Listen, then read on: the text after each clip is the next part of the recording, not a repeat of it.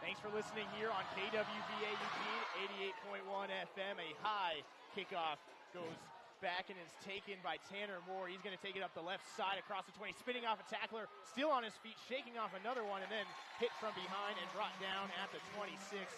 That is where West Linn will start their first possession, and we'll get our first look at the Arizona State commit, Ethan Long. Yeah, I mean, Ethan Long throwing for, he comes in his junior year, his first year under the start, has to follow up one of the best players in the history of the state in Tim Tawa, comes in and throws 32 touchdowns and rushes for 7 touchdowns. So quite the talent, and just starting his junior year, very impressive that he's already committed to a Pac-12 school in Arizona State. That came off a great season ago.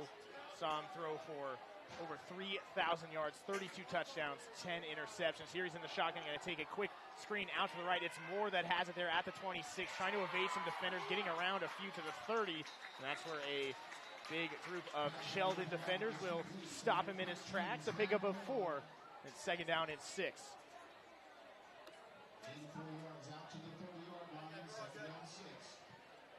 Also, welcome in here if you're listening on SheldonAthletics.org. Our live stream.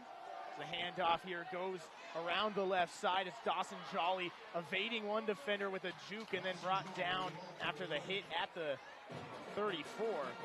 That's a pickup of 4 more, so make it 3rd and 2. And the first test here for the Sheldon defense, can they get a stop and get off the field and force the 3 and out? Well, Alex, I expect to see a very high-scoring matchup. The West Linn Lions average 51 points per game, and if you think that's impressive, Sheldon Irish have averaged 54 points per game through 2 matches. So I expect to see a very high-scoring game here at Sheldon High School. And that's why a defensive stop early on could be a huge jump start to either side. 3rd down and 2.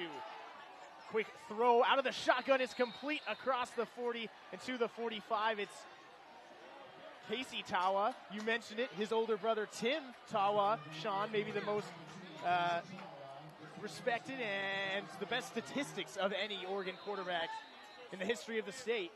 But now his younger brother catching passes and converting first downs. It's West Linn up to their own 44 for a 1st and 10. Back to pass, under pressure now, having to roll out to the left is Long, and he's going to be swung down from behind. The Sheldon sack comes off the edge from Jacob Frey, and that's a big stop. It's going to bring up 2nd and long, scoreless here with 10:10 to go. Yeah, Ethan Long, I mean, still looks very mobile despite the sack. He'll surprise you. He's a guy that can scramble out and make plays on his feet as well, already rushing for 2 touchdowns on the year. 7 touchdowns on the ground a season ago as well. A guy that maybe doesn't blow you away with his athleticism, but something you have to account for. 2nd down and 16 from their own 38. 3 wide receivers spread out to the right. Jolly goes in motion from the backfield out left. There's another wide receiver stacked that way. It's going to be a screen out to Jolly. He fumbles it at first, but is able to recollect and gets pushed out, though, after a gain of just 1 or 2. If that, it looks like where the officials mark him is at that 38. A great job by Zach Folsom there on the edge. Rather, Jack Folsom, I should say, his twin brother, to get over there and push him out of bounds. Now a 3rd and very long for West Linn. Scoreless here in the first quarter. 9:34 on the clock. Long calling out some adjustments to his teammates. Screaming out right side now, left side. Jolly offset to his left in the shotgun. He's going to drop back to pass, looking right side and nearly intercepted right off the hands of Parker Wiles, but couldn't grab that one. But nonetheless, brings up a 4th and long and a likely punt for the Lions. Yeah, just an absolute laser from Ethan Long. That's probably why they couldn't get the interception. But still, looking for Casey Tawa. You saw a catch there. It appears that Tawa is going to be their number 1 receiver here early in the season. They lost Kawhi Natasa, who received 19 touchdowns last year. That is just a phenomenal number, but now they'll look for Tawa, already with 3 touchdowns on the year. So will be a punt here for West Linn. It's Long that does the punting duties. It's Jack Folsom out there, and he muffs the punt, still out on the ground. West Linn diving on it inside the Sheldon 30. There's a big pile of defenders. We have yet to get any indication from either side. Now West Linn pointing the direction indicating they have it. And they do. The Lions capitalize on an early mistake. It's a turnover for Sheldon, and it puts West Linn in perfect position to get on the board first here. Just a huge mistake by the Sheldon Irish. Jack Folsom couldn't get it quite right away. He was about to land on it, and his legs just got taken out by a West Linn defender. And now just on the road, West Linn gets a huge piece of momentum here on the road. They get the ball on the 30-yard line, and they get their offense back on the field. Ball spotted at the 30 for this first down and 10. 9:15 in the first quarter, and still no offensive plays for Sheldon after getting that first stop. It's going to be Long here in the shotgun handoff to Jolly up the middle. He gets past the line of scrimmage and then swung down across the 25 all the way down to the 24. Pickup of 6.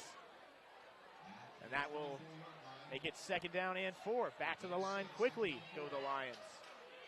Still a spread formation. 2 wide receivers each side. Ball spotted on the right hash. Another handoff. No, it's going to be a keeper for Long right side. He gets around the edge and he's inside the 20 and then is cut down inside the 15, but they'll say he stepped out at about the 18, so make it a gain of about 8. It's good enough for the first down, and into the red zone go the Lions. Sheldon looked ready on that play. They appeared to have Long ready for a loss, but Ethan Long's a very fast quarterback, someone that you wouldn't expect to be that fast considering how good of a passer he is, but he really just got away from Sheldon there for a nice gain. First down and 10. Long, play action pass, now off his back foot, just throwing this one away out of bounds. No receiver in the area, and the officials are going to meet here to talk about a potential intentional grounding, and there, the flag gets dropped. That's going to be a penalty going against Long. Under pressure, trying to get it away, but got to have awareness of where you can throw the ball to. Yeah, I mean, credit to the Sheldon defensive line there. They got the Longs very quickly, and the Sheldon front seven looks really good, really energized here early in the game, and they just caused a nice rebound of a flag to get the ball back a little bit right there. Now, it looks like this ball is going to be spotted way, way back from the original line of scrimmage. It's going all the way to the 34, maybe the 33, kind of in between both of them. That makes it second and 25. A 15-yard loss on intentional grounding. That is huge for the Sheldon defensive line. 8:43 to go here in the first quarter. Still scoreless between number 1 West Linn and number 7 Sheldon. The Lions out here on the road and threatening early, but a second and long. Long throwing left side into traffic and somehow connects with his receiver. Jake Mastrandea, the guy that was able to collect that in triple coverage all the way down to the 25. A pickup of about 10 makes it 3rd and 16. Yeah, not a throw you're going to get from most high school quarterbacks, but the Arizona State commit poised and makes this a great throw to Mastrandea, but still 3rd and 14, a big challenge here for the Lions. Now, ball at the 24. They're going to have to get it all the way down to the Sheldon 8. Long takes the snap, looking back in the pocket now, throwing it over the middle, and it's intercepted right into the hands of Matthew Burgess, and he has some room left side as he cuts it back, then gets hit from behind, a big pop at the 40. That gets the West Linn crowd fired up. A flag is down in the backfield. This is coming back. That's absolutely coming back. I saw an offensive pass interference on Sheldon. That's what caused the interception. They didn't give the West Linn receiver a chance to grab the ball. They pushed him before, and West Linn will take the ball back right here. So, a missed opportunity if you're Sheldon, because it was not a great throw from Ethan Long, pass interference or not. But seems that you're right as we see West Linn starting to stroll their way back down onto the Sheldon side, and 2 big penalties on this drive have greatly changed the momentum. And Burgess just got laid out right there. So not very fun for him. Fun to get an interception, but then it gets called back, plus you take the huge hit from West Linn. Not very fun for him. One thing's for sure, both sides are hitting hard. They know how big of a matchup this is. You can see the energy flowing down there on the field at the moment, sprinting into every single tackle, and nobody was giving up on that play, especially a guy like Burgess. He's the one that intercepts it. You have to watch out. He had 4 touchdowns on the ground in week 1 for Sheldon against Graham Kapowson. Almost had a deadly take back there on the interception, but called back, and after all that, it's still 3rd down. 3rd and 2 from just in front of the Sheldon 10. It's going to be spread formation, a little speed option out to Dawson Jolly on the outside. He's breaking inside the 5, stretching forward towards the goal line, and they're going to mark him down just shy. Could not reach that pylon, though it did get knocked over. And that's where West Linn will now start with a first and goal. Really knocking on the door now. Dawson Jolly, an honorable mention All-6A player. They're going to use him in all kinds of ways. Already see him getting carries from the backfield and also catching balls. West Linn looking to take the lead here, as they did just a couple minutes ago. It was Jolly that converted their last possession into a touchdown. Man comes in motion here. It's going to be a play action to Jolly. Then a quick throw over left side to Tower, and he's met in the backfield and slung down. A loss of about 4. Getting in there was Matthew Burgess and company for the Irish. And that sets up second and goal still, but it will be spotted all the way back at the 13. Yeah, I mean, this West Linn Lions offense certainly a little bit predictable here early in this game. Sheldon knew exactly what was happening right there as Casey Tawa, their clear number 1 option here early in this game, comes in motion, goes back, and gets the screen pass. Sheldon Irish had that one read from the start. Long sends Corrigan in motion from left to right. Now will roll out to his right, looking into the end zone. Then they're going to throw it short to his receiver. Met immediately inside the 10 at the 8. Looks like that was complete to Corrigan. And it's a pickup of about 4 or 5, so back to where they started on first and goal.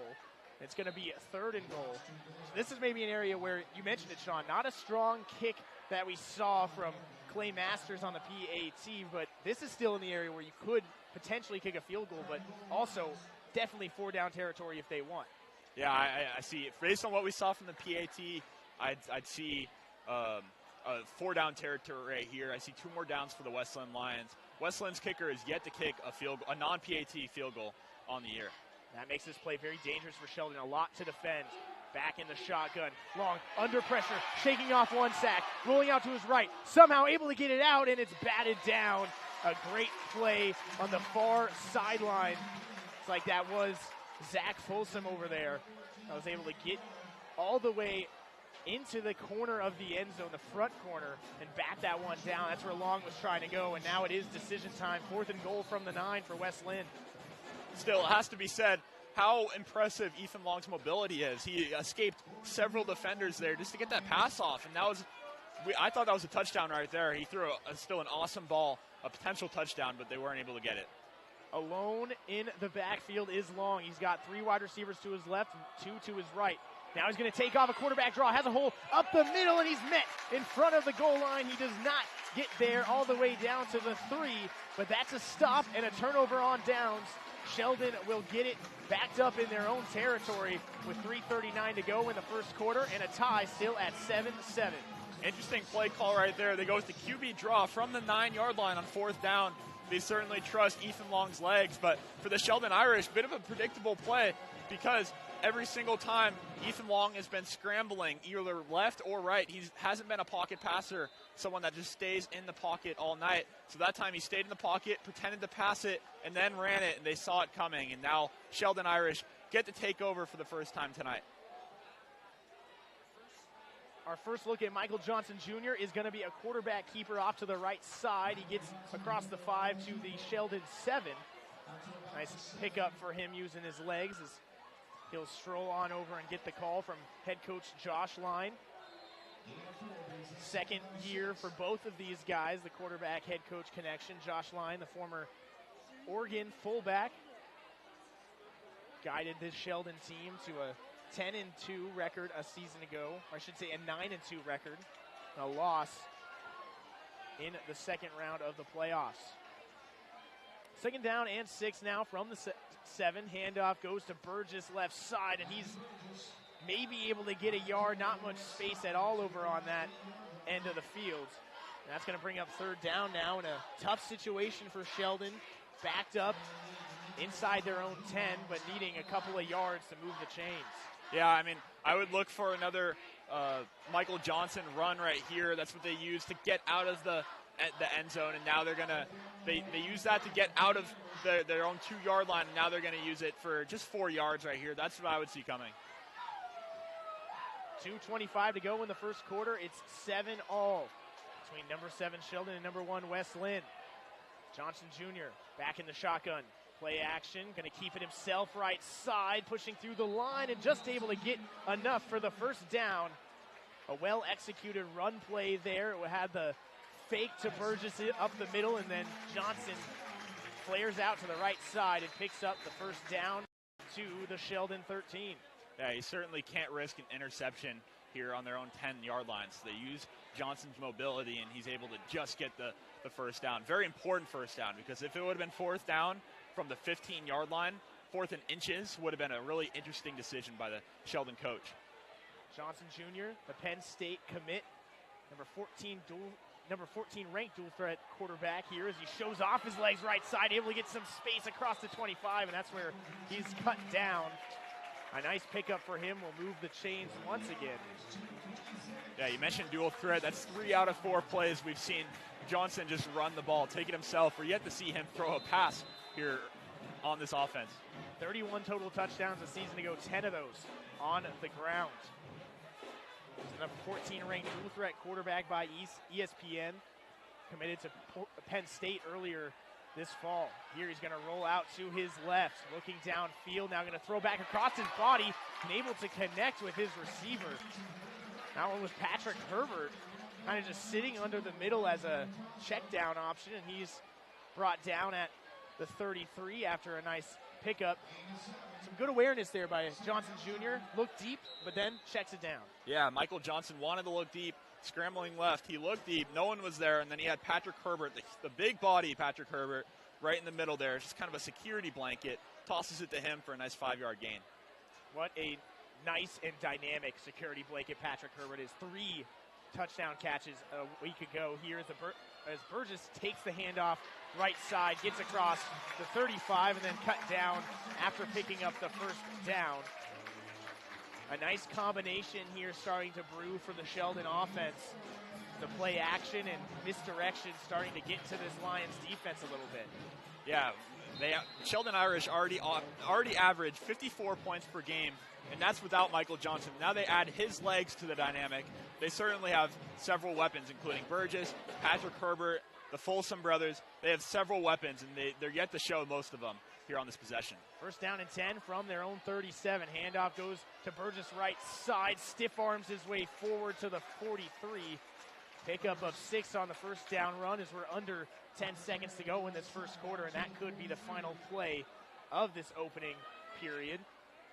Score remains 7-7, and both sides will walk over to their respective sidelines, talk it over a little bit after a very fun and explosive first quarter that then kind of tapered off there at the end with a nice defensive stop from Sheldon. And now we've just seen 5 plays from the Sheldon offense in the entire game, but they've started to get some momentum here on this possession, and you have to think if they're able to go down and grab a score, the momentum could swing back to their side. But you already kind of get a feeling in this game that momentum is going to be a hard thing to maintain. Absolutely, and this has not been what I expected from this game. I expected this to be a straight shootout. Both these teams averaging north of 50 points per game. But that's not what we've seen. We've seen Wes Linn dominate the time of possession here early in this game, and Wes Linn's kind of gotten shut down by the Sheldon Irish. A couple of mistakes have allowed them to get into the end zone with a 1-yard touchdown. But I expected this end of first quarter to be 14-14, something along those lines. But you look at the Sheldon Irish, they've only gotten 5 plays off. So maybe the scoring starts now, but Sheldon kind of unlucky to only have 5 plays and to be tied 7-7 with how they're playing in this game. Yeah, certainly helps when you get that huge kick return for a touchdown. It was about an 80-yard return from Zach Folsom on the first kickoff that Sheldon saw. He took it back for 6 points, but we're set now for the second quarter. 12 minutes up on the clock. It's going to be a screen pass left side for Herbert, stiff-arming him his way forward and staying on his feet as he just powers his way out of bounds. Locked up there with the Wes Linn defender. It was Eliza Nisasa for the Lions. Both of them locked there in a battle as you do see a flag come back on the backside of this play as Herbert pushed his way to about the 45 or so, maybe the 46. We'll wait to get the call from the officials. Yeah, I didn't get the chance to see what call that is. Looks like it's coming back holding on Sheldon Irish, but still you see Patrick Herbert, despite not the greatest play, you see him just bully defenders for a 5-yard gain, which will come back. And another notable happening on that play was walking off gingerly, limping his way to the sideline was offensive lineman Madden Salisbury for Sheldon. Maybe something to watch on their big offensive linemen having to come out in this second quarter.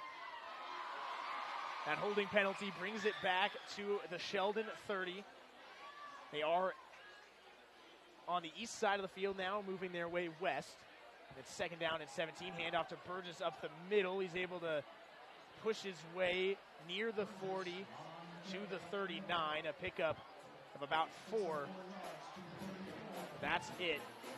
Make it a third and long here. And for the first time, Michael Johnson Jr. is definitely going to have to throw down field here, or at least take a look at it in order to try to pick up this first.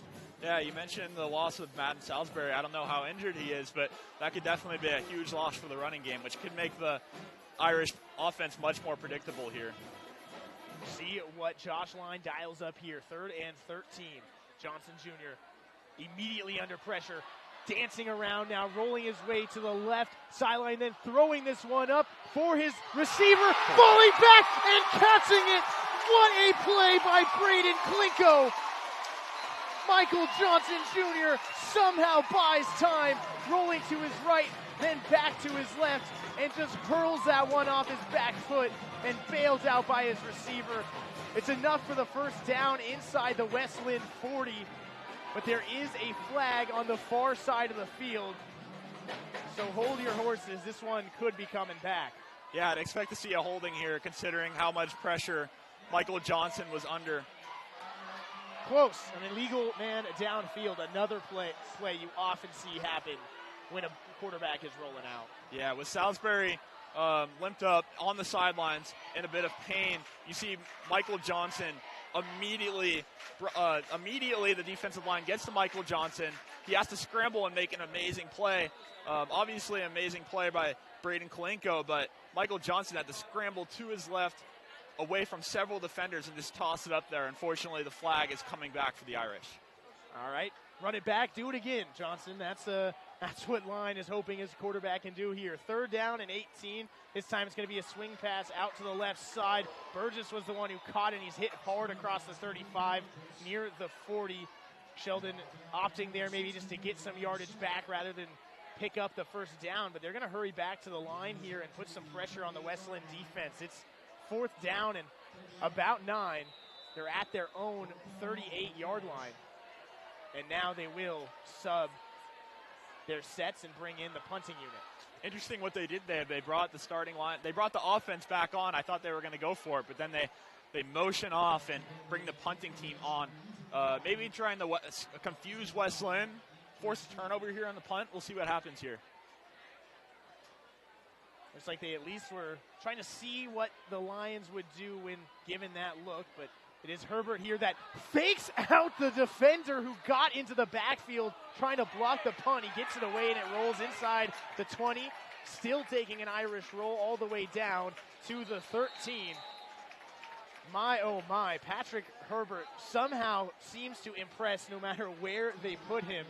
He was back there to punt that one, and the defender broke right through the line. He saw him, faked him out. I've never seen a punter pump fake a defender and still got it off, and it was a beautiful punt. Such a hectic play there. The West Linn defenders gets to the ball so quickly before Herbert even gets the ball. Herbert pump fakes him, but was so poised, didn't panic at all, pump fakes him. The West Linn defender is gone, gets the punt off, and West Linn definitely got away with a block in the back. The Sheldon fans were not happy, but they will take over on the 11-yard line.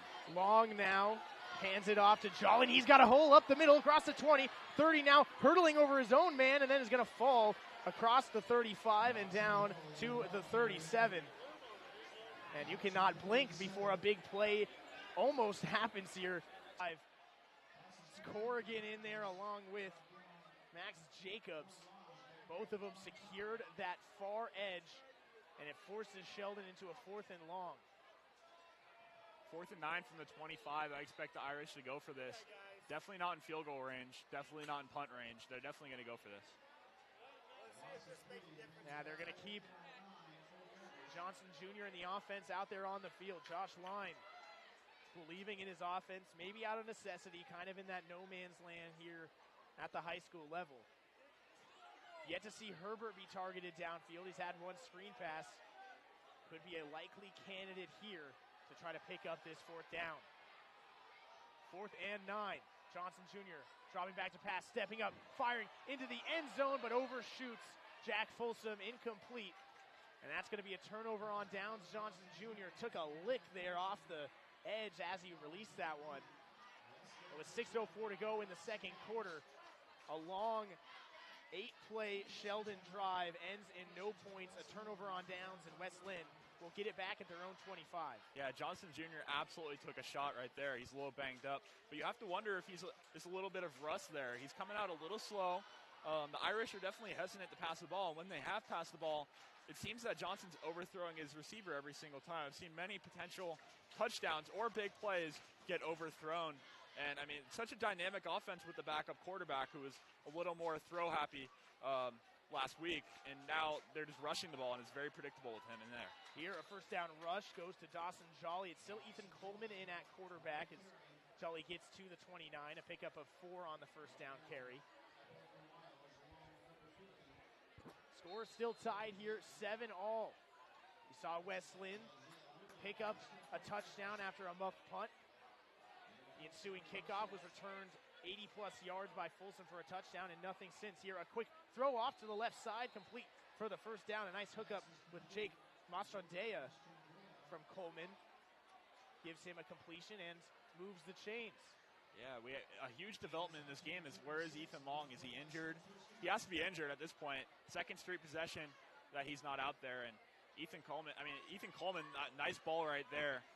You have to wonder where Long is, though, because this game could turn around for the Lions in the wrong way. He's not out there. First down and 10 now, throwing it deep, looking for his man, and nearly a diving interception taken from Jacob Frey as it goes out of bounds.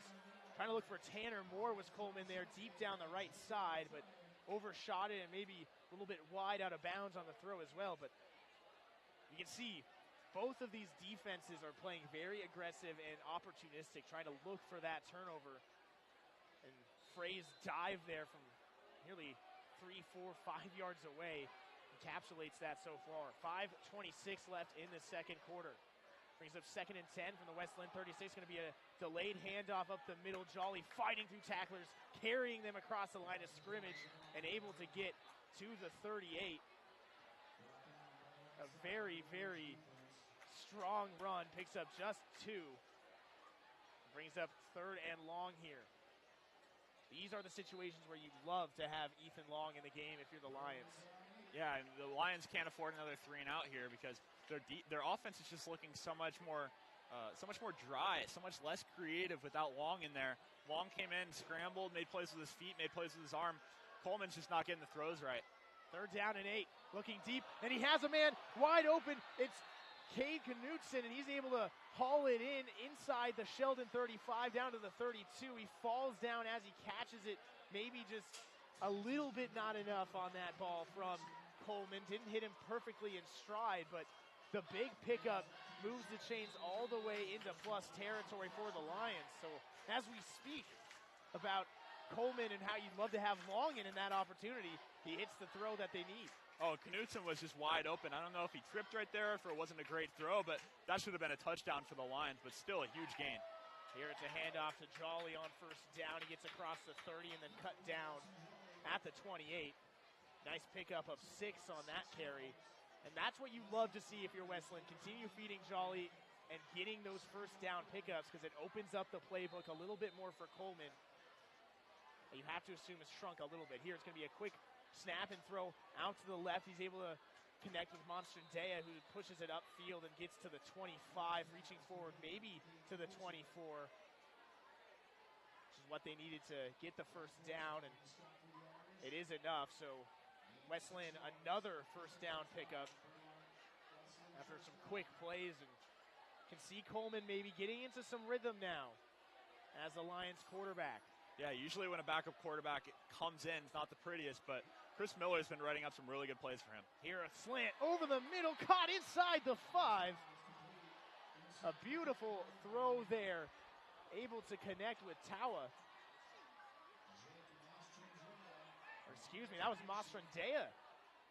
Looking like Tawa out there, but a great job by him to get in front of the defender and catch that. It's a 1st and goal now for West Linn inside the 5. Ball spotted on the left hash. Handoff from Coleman to Jolly. Dances around initially and isn't going to have much space as he gets to the 3, and that's it. Gain of 1 brings up 2nd and goal. Yeah, and West Linn is just eating up so much clock. Ethan Long goes out. Why not just run the ball? Have plays where the clock just keeps running. This is an Irish offense that averages 54 points per game, but they're being kept off the field tonight. 8th play of the drive, about to eclipse the 3-minute mark. Now rolling out to his left and throwing it over to the left side, but it's batted down at the line by Sheldon. Couldn't see who got a hand up there, but a big play is going to bring up 3rd and goal. But still, Coleman, Chris Miller is drawing up some very easy, very set plays for Coleman. Right there, he scrambles and looks for the one receiver that he's able to throw to. Just run plays, easy screen passes, easy slants, not making Coleman uncomfortable out there is Chris Miller. Maybe no surprise that the defensive stops have turned out to be the biggest moments of this first half so far. You could kind of expect that in a game that should have maybe been a shootout when you look on paper. So we see a timeout taken by Chris Miller and West Linn, wanting to talk over what they want to do here on a 3rd and goal. But so maybe not surprising that the defensive stops have been the biggest plays, but really if you want to look at this first half, take out the first couple minutes, and this has been a defensive game through and through. Both of these defenses have really stepped up after maybe not having their best performances, but you got to remember, just a season ago, both these teams gave up less than 2 touchdowns a game. Yeah, I mean, both these offenses have been very slowed down tonight, and both for different reasons. West Linn, Ethan Long goes out, and they're just not able to make the plays, make the explosive plays that they otherwise would be able to with the Arizona State commit in there. And with Sheldon, the offense has not seen the field. We've seen one possession in which they got to march down the field, maybe 2 possessions, but just they haven't. The time possession stat would be interesting because Sheldon offense has not seen the field, and an O-lineman goes down. Michael Johnson hasn't been throwing the ball that well. Both these offenses have just been shut down. Very surprising. I thought this game would be in the 20s by now. I thought it would be a shootout. Has not been the case. 3rd down and goal is Coleman out there rolling out to his right, connecting with his receiver, and he's able to fall forward into the end zone. It's Tanner Moore, and West Linn finally finds the end zone once again, and they take the lead 13-7 with under 3 minutes to go in the first half. Yeah, it's another set play by Chris Miller. Coleman rushes out right and just hits the receiver on the slant route right there, and just a little dump off pass, and he's able to do the rest. Touchdown Lions. Solid job by Coleman, able to come in and manufacture some points on a long touchdown drive. Went 9 plays, is getting into the backfield on the PAT attempt. It's Jack Folsom, his twin brother. Confusing with both of them wearing number 6 and number 9. It's easily gets flipped, but man, what a speedy play off the edge to block that PAT. And that keeps us at 13-7 West Linn, and maybe coming into it, you wouldn't think that a PAT would play that big of a difference, but with how these defenses have been playing, every single point matters. So give it up to the Sheldon special teams there with coming up with a stop. Absolutely. Both times after a West Linn touchdown, this crowd gets quiet, and the Folsom brothers, Zach Folsom on the kick return, Jack Folsom on this PAT block, come up huge on special teams to get this crowd a little more re-engaged and to give the Irish right back in the game and give them a little bit of hope. So with 2:58 to go in this first half, Sheldon will get the ball back, looking to answer as they now have gone down by 6. Still have not seen Ethan Long come back out after the first 3 possessions. The last 2, it's freshman Ethan Coleman. And Sheldon still trying to get their star quarterback, Michael Johnson Jr., in rhythm. Here the kickoff goes out of bounds as it hits the 20 and rolls out. It was off the foot of Jake Mastrandea. He just could not put enough on that. It angles out of bounds, and that will be good starting field position coming up for the Irish. Yeah, I want to see what kind of plays the Irish run on this offensive possession. We haven't seen a lot of Michael Johnson, but the Michael Johnson we have seen has been solely just rushing, and he has not thrown the ball. We haven't seen any Zach Folsom on offense. We haven't seen any Patrick Herbert on offense, a player that had 3 touchdowns a week ago. So I want to see how well Michael Johnson throws the ball and how often they throw it with him, because their offense certainly has been very predictable here. Here, Sheldon's going to opt to have Wes Linn re-kick this one. Something we saw a couple times in a row last week against Thurston, where they just couldn't keep the ball in bounds, and Sheldon wanted to force them to kick it to their return men, and can't blame them after what we saw Zach Folsom do. I mean, yeah, Wes Linn's opting to kick away from Zach Folsom, but on that first attempt, just a blatant kick out of bounds, and this one looks much better. Here, this one gets past Folsom initially, rolls to the 10, where he's going to have to pick it up and turn it upfield. Has a seam on the right side, hurdling over a defender across the 30, still on his feet, chugging to the 35, and then falls down across it to the 36. A nice return there by Folsom that really initially was a strong kick that got past him. Wes Linn maybe needs to figure out a different technique on these kick returns, because Folsom really eating him up so far. Yeah, you see why they want to kick away from him. They have a brilliant kick to the 5-yard line. Folsom goes back, gets it, sprints about 20 yards, makes a couple of jukes, and then carries defenders about 5 more yards. I mean, he really is a brilliant kick returner. First down and 10 from the Sheldon 36. It's going to be a roll out to the left for Johnson Jr., then throwing back across the body to Herbert at the 45 to the 50. Shakes off one defender, cross midfield, 40, 35, spinning, still moving his legs and down to the Wes Linn 31. A huge pickup for Patrick Herbert. Goes all the way into Wes Linn territory. And it's first down and 10, Sheldon. Yeah, it's what we saw out of Herbert earlier. Johnson wants to throw deep, scrambles back, looks deep, one's open, so he uses the safety valve, signals Herbert to move around a little bit, then he hits him, and Herbert is able to take it for about 40 yards there. A big pickup puts Sheldon in threatening territory. 2:20 to go in the first half. 7-13, it's a keeper for Johnson Jr. He has a seam, 15, 10, 5, tripped up, nearing the goal line. He had just a little bit of room and hit that hole, and he was almost gone. Wes Linn did everything they could to trip him up, and it's first and goal now for the Irish. Such explosion by the quarterback. Not only does he sell the fake, but then he finds the hole and just explodes right through the gap and is able to take it about 20 more yards right after that. First and goal from the 6, handoff to Burgess. He pile drives his way forward down to the 3.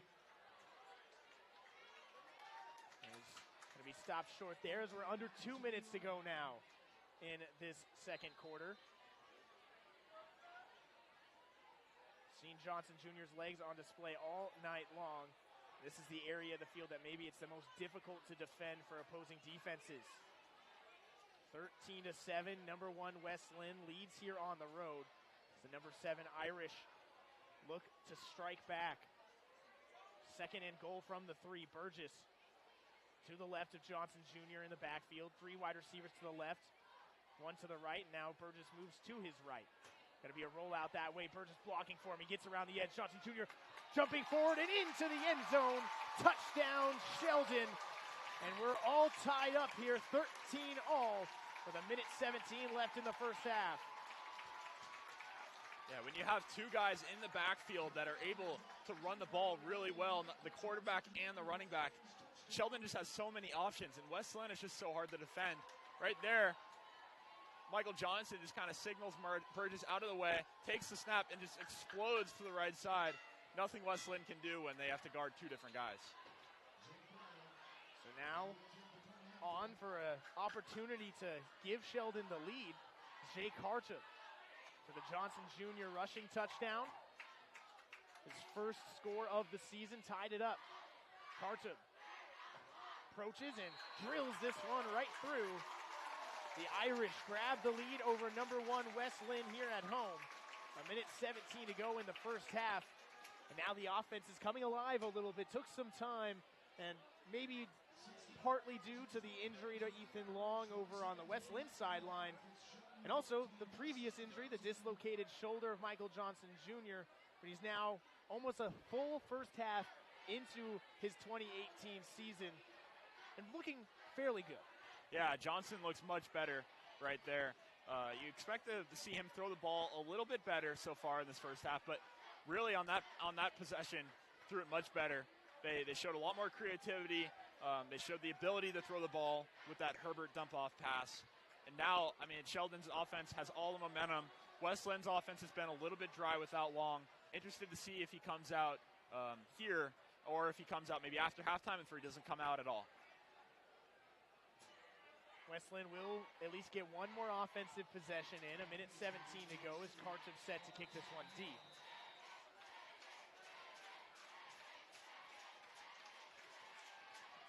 Approaches and kicks this one nice and high over to the 10. That's where Moore will collect it on the left side. He turns it up field to the 20 and then fighting forward through some tackles to the 25 and then the 27.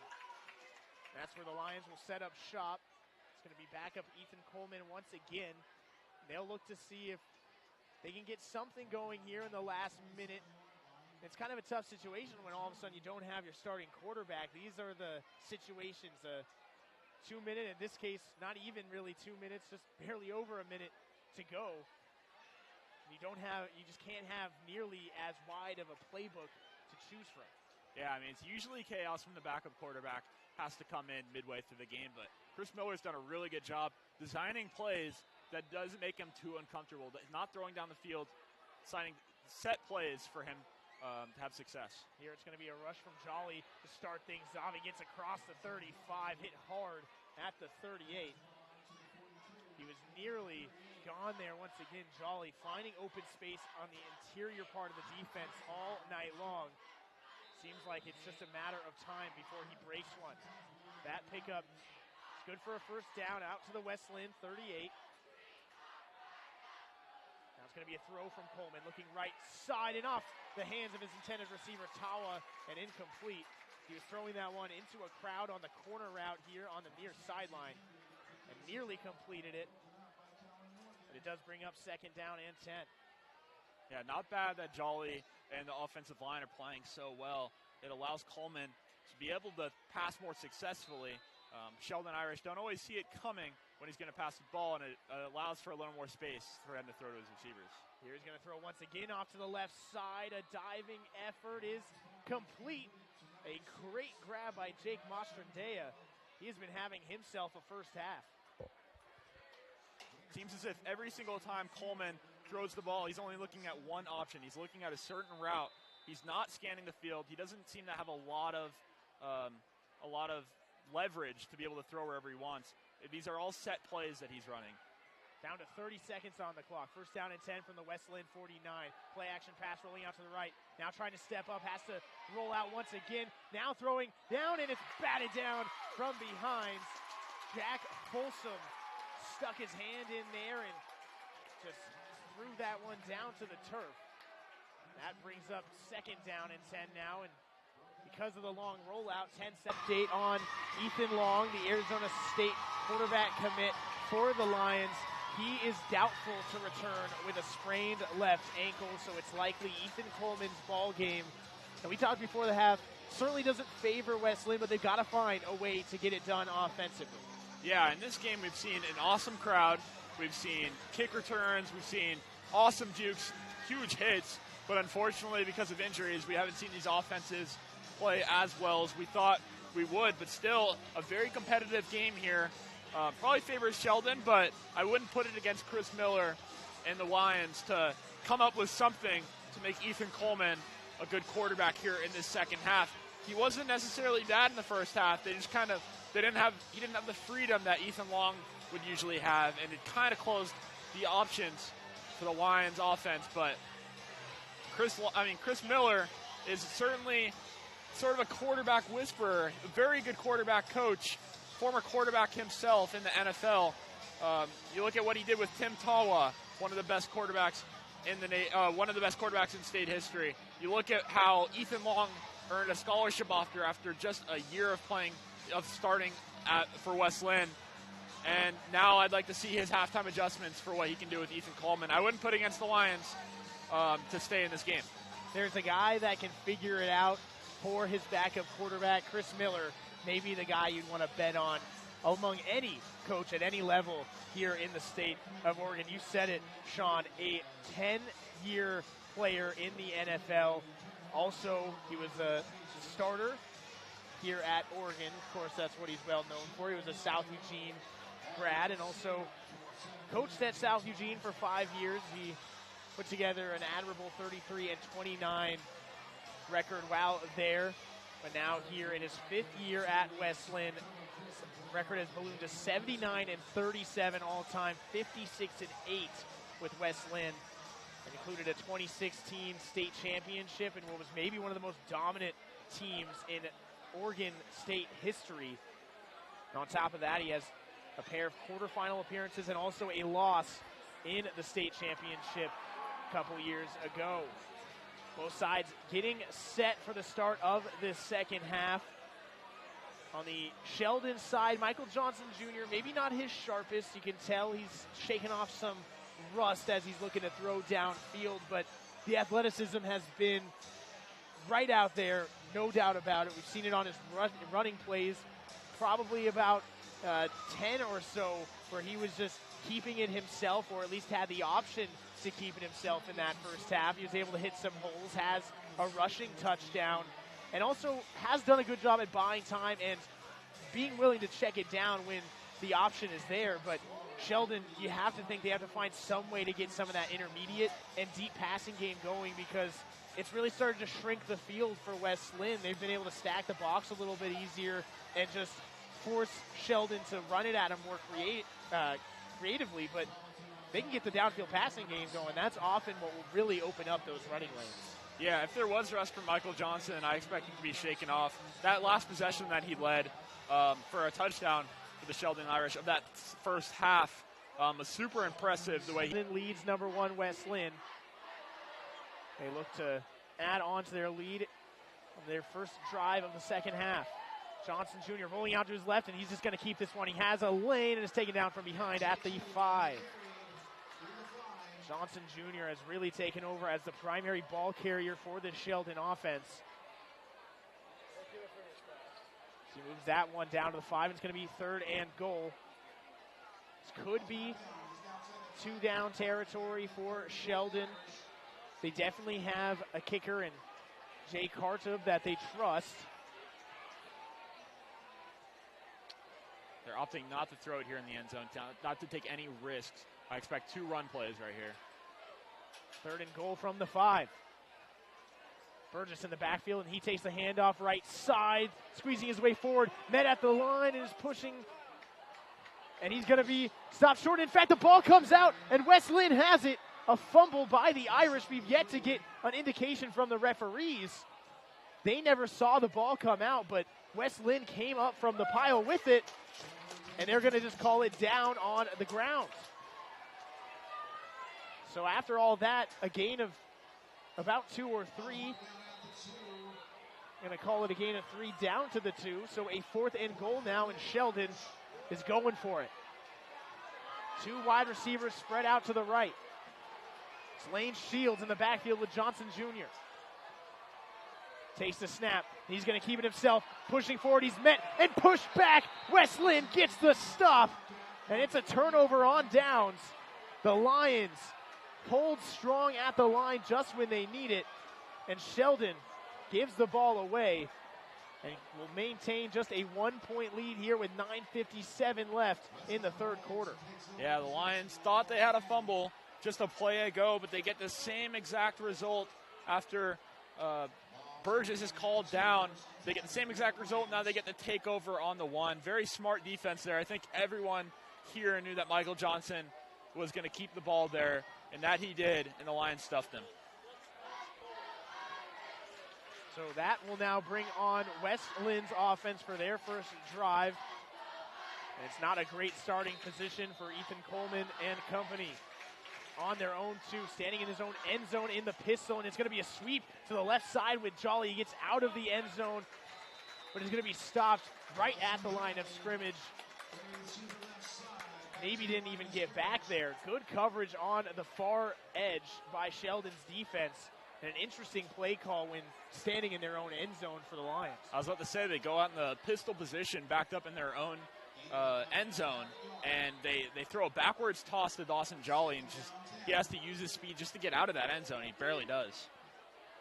Second down and 10 now. Roll out to the right for Coleman. He connects with his receiver at the 4, and that's going to be it as he swung down immediately. It was Chase Fletcher, but in there on the stop was Kalen Morgan. And that's a gain of just a couple. That makes it 3rd and long now. Sheldon's defense could really help out the offense here, get a stop, and force a punt.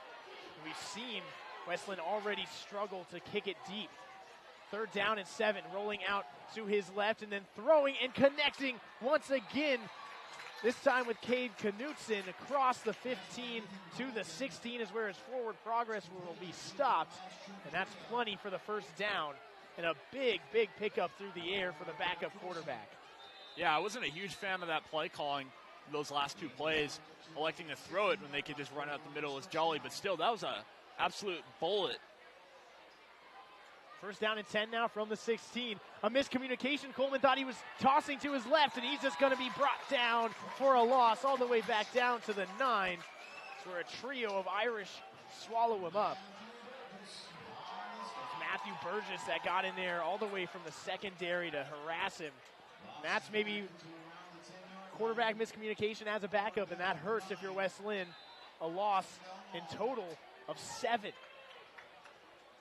8:30 to go in this third quarter. Handoff goes to Jolly, and he squeezes through to the 20, to the 25, and then brought down by a pair of Irish all the way to the 27.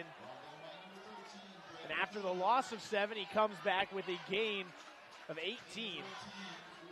And that's enough for the first down. West-Linn getting out from their own territory. 1st and 10. Quick throw off left side. It goes to Knutson, and he has a seam. He floats forward to the 38. Make it the 39, and that's where he stopped. And another first down pickup for the Lions. Offense really starting to get into rhythm now. Yeah, well, I mean, this is West-Linn's offense with Coleman out there. They run it up the middle with Jolly. Huge hole, able to bust off a 10-yard run. And then they use that as a decoy, and then they throw a screen pass, not making Coleman uncomfortable. That goes for a huge gain as well. 1st and 10 from their own 39, rolling out to his right, shaking off a sack, has to get rid of it, throwing it up into the air, and intercepted. Kalen Morgan has it across midfield. He's got a blocker out in front to the far sideline, to the 40, and steps out of bounds at the 36. Sheldon, the huge turnover off the poorly timed throw by Coleman. And there is a injured Sheldon player down in the backfield. But that is just a well-timed jump there by Morgan to get in front of the route, but also just a poor decision by Ethan Coleman to give him that opportunity. Yeah, it was a poor decision. There were several defenders for the Irish in that position, and the receiver just kind of gets laid out right there, and they get the interception. But still, a nice confident throw from Coleman. I know he gets the interception there, but really tried to lay it in there, threw a nice confident pass, threw a bullet into there, and unfortunately it gets picked for him. 7:39 to go in this third quarter. Score remains 14-13. Number 7, Sheldon over number 1, West-Linn. Can't see the number of the player that's down still in what was the West-Linn backfield, but it seems to just be cramps. He looked like he was in a lot of pain, but he is just getting stretched out over there, so it gives a little bit of a time for both sides to calm themselves down. Both coaches, Miller over on the far sideline chatting with his defense, Josh Line huddling up with his offense. Badly needs some execution here because they were threatening on their first drive, but just couldn't get it into the end zone. They're able to get this one in for 6 after that turnover. And right after we had said that Coleman and the offense was starting to get rolling, seemed like they had some momentum in figuring out how to attack this team, Coleman gets put under pressure, throws it up, and that's all it takes. One mistake, and Sheldon can grab the momentum right back, and a score here would really put them in the driver's seat. Yeah, I think Chris Miller gave Coleman a little more freedom on that play for the first time tonight. Unfortunately, he made a poor decision.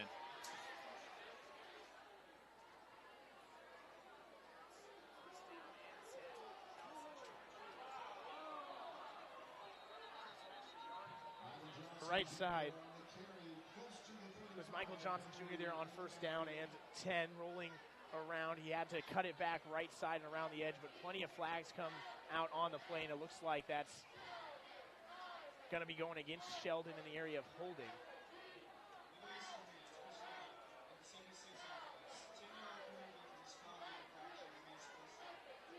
The injuries are certainly starting to pile up and haunt Sheldon here. Michael Johnson was just swarmed by defensive players for the Lions and had to get rid of it there. But that can't hold up if you're the Irish. So that penalty brings them back all the way to their own 49-yard line, a 14-yard penalty. First down and 24. Johnson Jr. rolling out to his left, getting chased, and then releases it and will miss his intended receiver. That one floating out of bounds. A good sign for Sheldon. The guy he was looking for there, Zach Folsom, saw him running a little bit on the sidelines during that defensive possession, and he's back out there on offense now. Couldn't connect there, though, so second and 24 upcoming for the Irish. Yeah, to add what I was saying, Kyle Dreamoff and starting Madden Salisbury and other starting offensive linemen, both injured for the Irish, and it's showing out there as Michael Johnson really has to scramble, run for his life, and then throw a nearly impossible pass. We're really yet to see Michael Johnson just sit in the pocket comfortably and throw the deep ball. He's had to be under pressure all night. 7:24 to go here in the third quarter. Second and 24 from their own 49. Johnson Jr. dropping back to pass. Under pressure, has to release this one, and has a man wide open over the middle. It's Braden Klinko to the 32, and then swung down at the 30. Klinko just sitting underneath in coverage there and picks up the big gain to make this a third and manageable. They still have to get all the way down to the West Linn 27.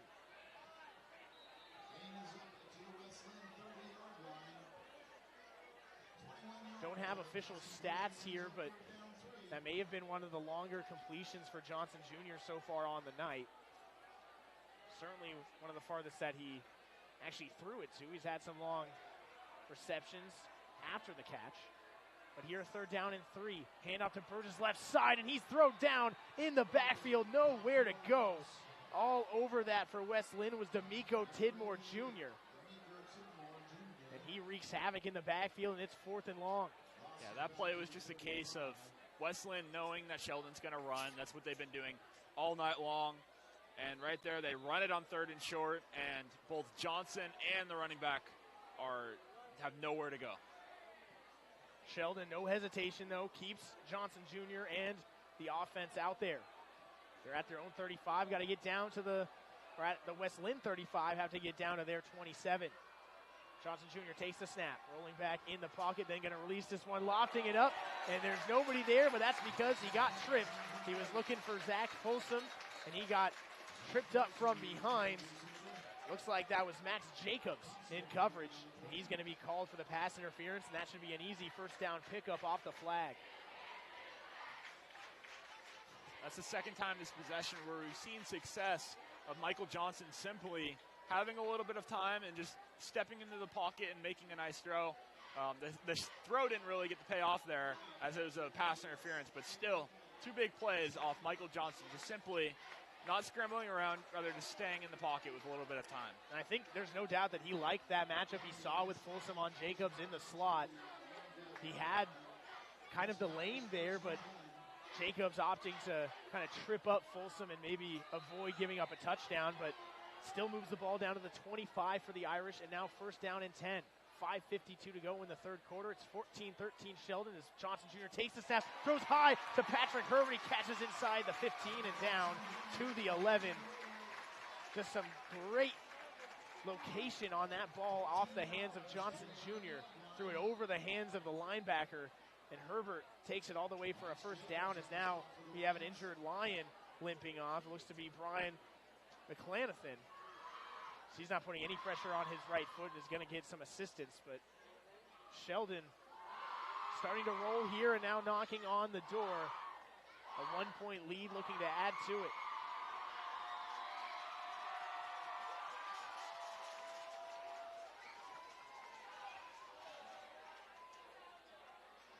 Two wide receivers to the left, one to the right.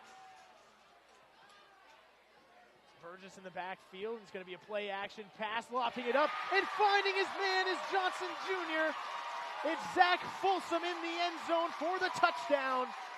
And the Irish make their lead 7. It's 20-13, 5:24 to go in the third quarter. Yeah, just a beautiful play right there. Michael Johnson just stays in the pocket. That's several plays in a row where instead of him scrambling and trying to run, he just stays in the pocket. The guy is a good passer, and he showed it right there. He hits Herbert the play before, and right there, just a little fake QB draw, and rather, after the fake, he throws it to Zach Folsom. He has several weapons, and I think Sheldon's offense will be best off if he is just more of a pocket passer. Here it's Kartub that gets this one away in some traffic and through the uprights for the extra point. 21-13, Sheldon's lead up to 8 now, as Johnson Jr. connects with Folsom in the seam for the score. And overall, I think you're kind of right, Sean. He seems to be settled down a little bit more in the pocket. In that first half, we did see him so often want to just run around whenever he saw some pressure. And West Linn is bringing the pressure. They've been getting around those tackles for Sheldon all night long.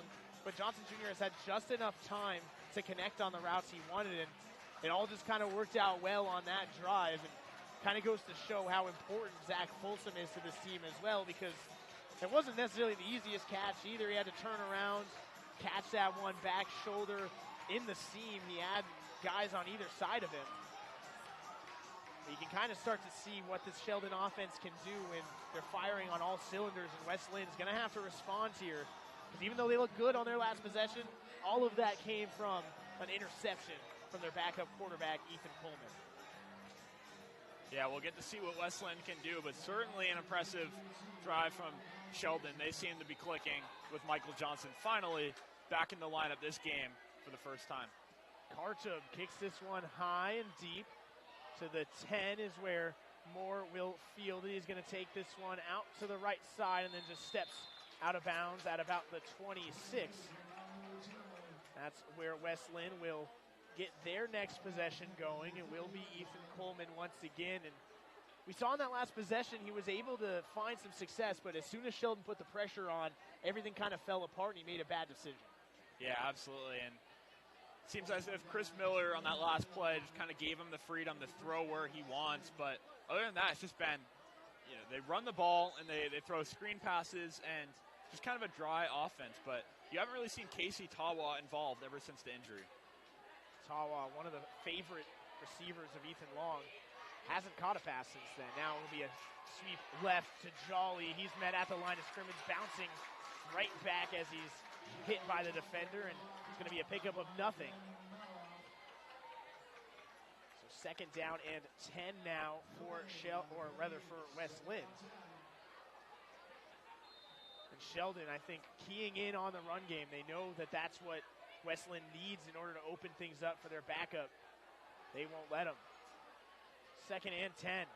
Taking the snap is Coleman, going to look to throw, throwing it over the middle, and a nice connection at midfield. Finding his main, Jake Mastrandea, who continues to be a reliable outlet for Coleman.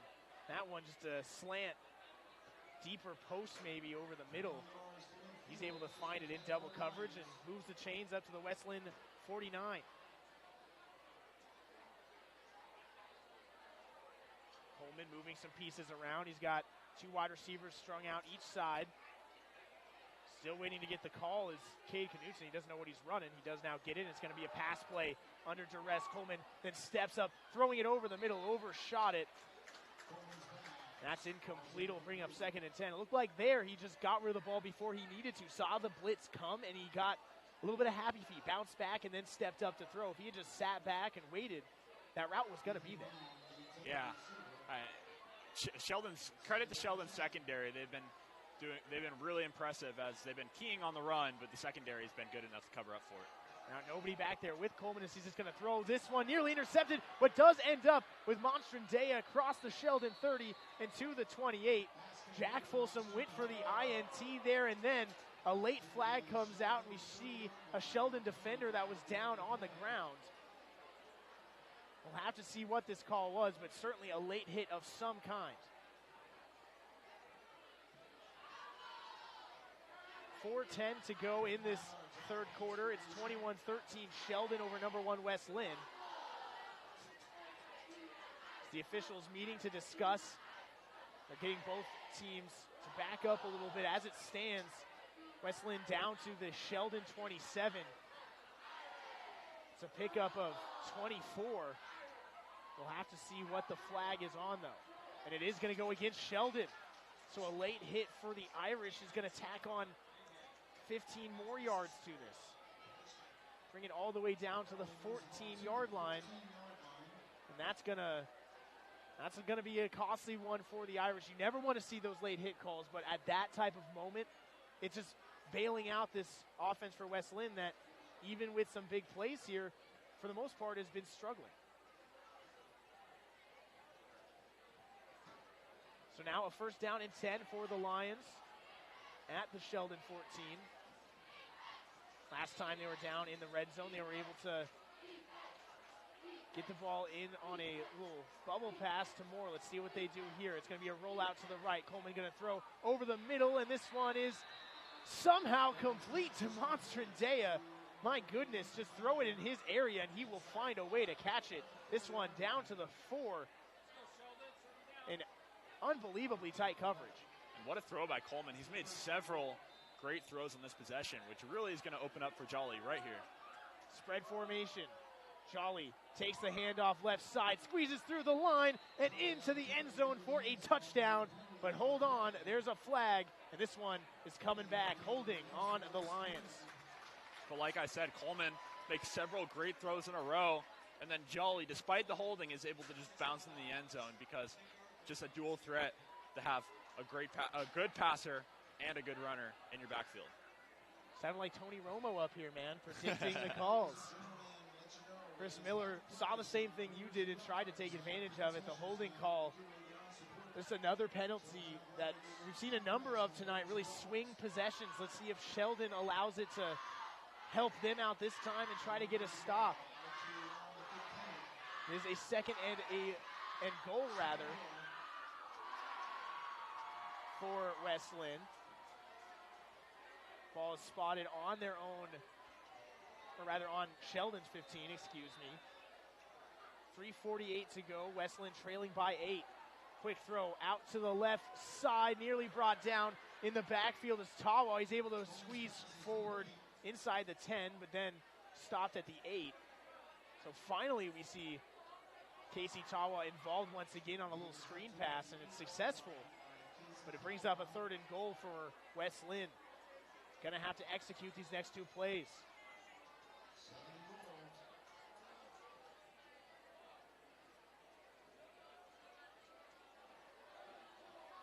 Third and goal from the 8. Handoff to Jolly, right side, a big hole, and he walks right into the end zone. West Linn back on the board, and they're down by just 2 points now with 3:10 to go in this third quarter. Yeah, I said at the halftime break, I wouldn't put it against Chris Miller to make Ethan Coleman work, make the backup quarterback coming in frantically in this game, make it work. And that's exactly what it looked like on this possession. So much more creativity, so many more play options. He really gave him the freedom to make good throws, and he did that. And then you just get to punch it in with your star running back, Dawson Jolly. And they're going to go for 2 here. Unsurprising. Down 21-19 is going to be a throw. Coleman lofting into the back of the end zone. Not a chance. There was some contact there in the end zone, but no flags. And that's a hold for the Sheldon defense. He's something they can fall back on with that drive as they'll keep the 21-19 lead with 3:10 to go in this third quarter. But West Linn saw that they can still move the ball and get the ball into the end zone when they are able to rely on Coleman to make some big throws. I think the question is just going to be, can he keep this up for the rest of this game? Because Sheldon's forcing him to make them, and credit him for it, but he's going to have to pull out more and more of these because you know what Sheldon has on the other side, a guy that time and time again, tonight already, plus what we saw all last season, is a guy that can just dance around and make incredible plays happen. Yeah, and that's why that two-point conversion was so big, because now it's a 21-19 score. Could have been 21-21, but now let's say Michael Johnson goes out there and leads another touchdown drive. It becomes a two-possession game.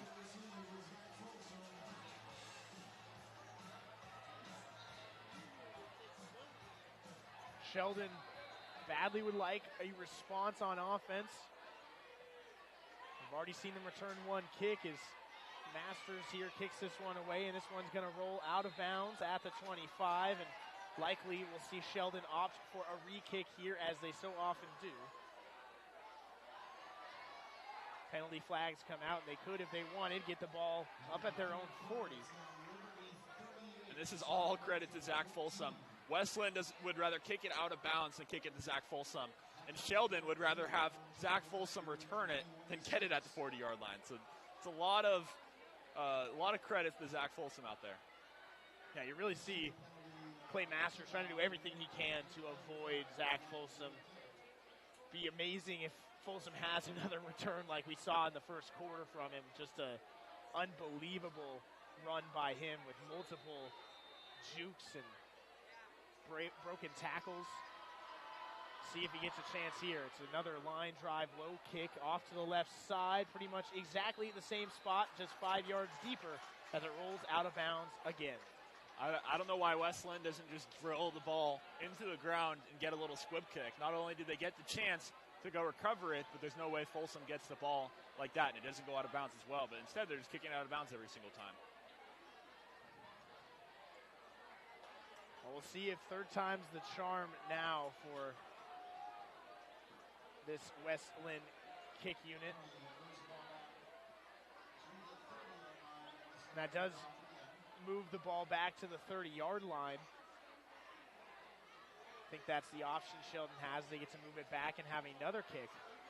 But that just moves up the Sheldon returners now, saying all the way at the 25. Let's just kick it to the right side, kick it to Gunnar Robinson. This time they're just going to kick it deep, and it's Zach Folsom who muffs it initially inside his own 20, then picks it up, cuts it left side, able to get a little bit of a seam, 25, 35, 40. Now at midfield, fighting for extra yards, and is pushed out just inside West Linn territory. So after all that, it doesn't even pay off, plus territory starting position for Sheldon with 2:59 to go. Yeah, kind of silly by the Lions. They kick it out of bounds 2 times in a row, and then they kick it right to Folsom. They're refusing to try something a little different, like a squib kick or kicking it to the right side. But instead, Irish have great field position to start this possession. It just goes to show why sometimes it can be important to have a guy that is strictly just your kicker that you really trust and train for those type of plays. Here it's going to be first down and 10, hand off to Burgess, gets hit right at the 48. Going to be a pickup of nothing on first down. So brings up second down and 10 now for the Sheldon offense. They're able to drive it down and convert for a touchdown to Zach Folsom in the end zone off the hands of Michael Johnson Jr. 2 of them have accounted for all 21 points. Or I guess I should say 18 points, all the touchdowns. Carter with 3 PATs as well. Second down and 10 now. Johnson Jr. to pass. Under pressure, steps under the pocket, then takes off up the middle. He's hit down, across the 40, down to the 39. And that's where he's stopped. Chase Fletcher stepping in to cut him down there, shy of the first down. It will be 3rd and 1. I'm starting to see why Michael Johnson was such a highly coveted quarterback and one of the most talented, highly recruited quarterbacks in this state. He looks back to pass, and then as soon as he decides to run, he just explodes, shows off the speed, and then he's not afraid of contact as well. He just runs right in and runs over the West Linn defender. We have another Sheldon injury, or at least a player limping. It looks like that might be Zach Folsom again. No, instead it's actually his brother, Jack Folsom, who is running off on his own power now. Seems to be okay, just a little bit of a tweak. So we'll have to sit out a play as Sheldon huddling on the sideline with Josh Line.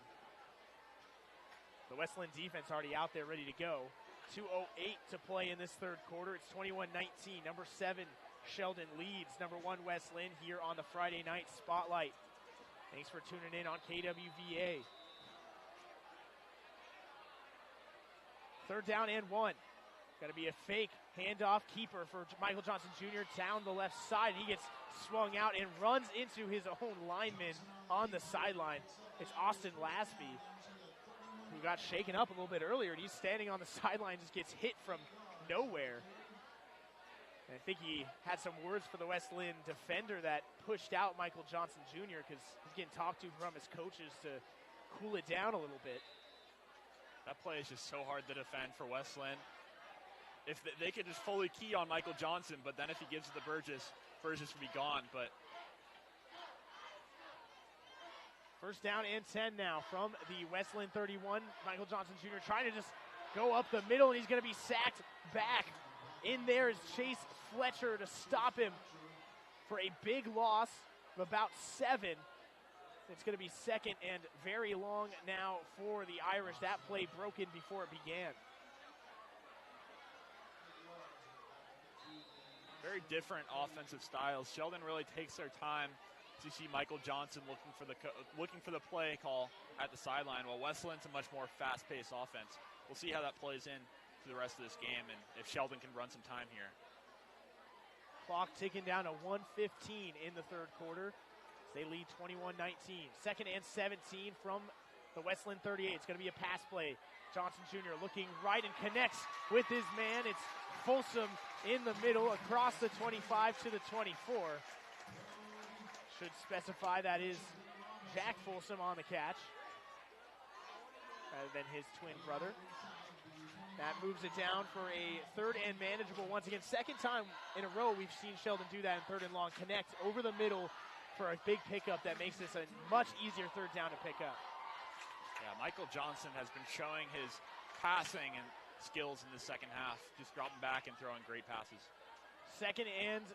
Third and short, throwing over the middle, and he has his man, Patrick Herbert, for the first down and some extra inside the 15 down to the 12.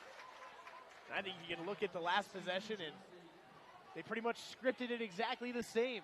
Get backed up on first down, a throw over the middle to pick up some yardage on second, and then go to the tight end, Patrick Herbert, for the first down conversion. And once again, they find themselves first down and 10 in the red zone. Yeah, and another super impressive throw. Not very hard to throw an impressive throw to Patrick Herbert, such a big target, but put it right where he wanted it, and now they get first down at the 10. Under 10 seconds to go. This will likely be the last play. It's a keeper for Johnson Jr. up the middle, spinning through a tackle down to the 8.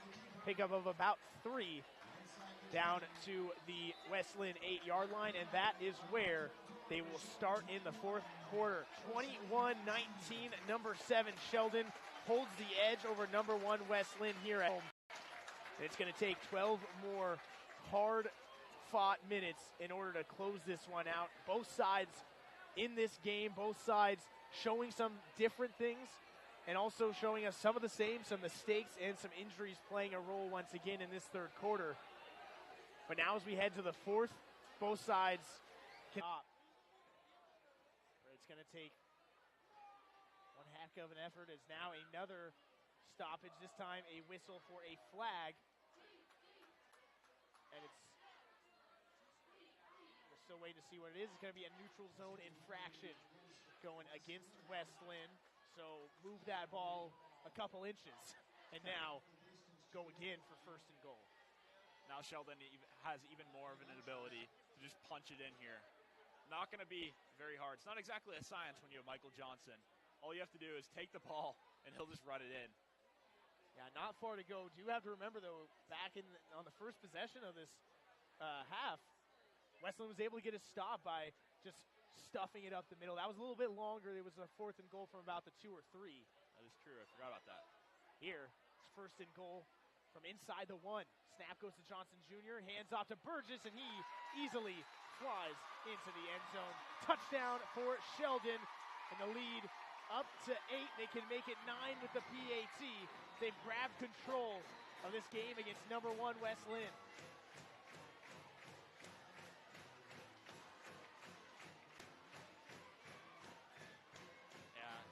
All of West Linn thought Michael Johnson was getting the ball just like me. They just give it to Burgess, and you cannot ask for an easier touchdown. It's huge PAT right here. Sorry, Alex. Oh, no worries. His 5th of the season for Burgess. He didn't have one last week, but 4 in their season opener against Graham Kapowson. Maybe losing some of his carries that he would have saw with Michael Johnson Jr. out. But here the PAT is through from Kartub, and it's a big one. 28-19. A 2-possession lead for the Irish. And now pressure on the shoulders of Ethan Coleman and this West Linn offense.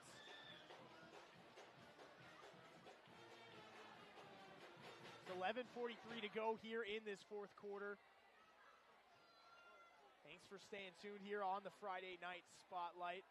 It's in the 4th quarter over at South Eugene High School, as well as they take on North Bend. A reminder, you can find that on KWVA2. That's on our website, kwvaradio.org, under the Listen Live tab. Thanks for staying tuned here in what is still a very interesting 4th quarter. This game has had that feeling where it is going to come down to the last minutes. West Linn has had a response throughout this second half without starting quarterback Ethan Long. They need another one here. It's Kartub who kicks this one deep to the right. Here on the near side, it's fielded by West Linn and then thrown down hard. Out of bounds is Jacob Frey taking care of Clay Masters. He goes to the 22-yard line, and that's where West Linn will start. The momentum is certainly on Sheldon's side right now. I think West Linn really needs a good possession right here. They need a drive that ends in a touchdown, in my opinion.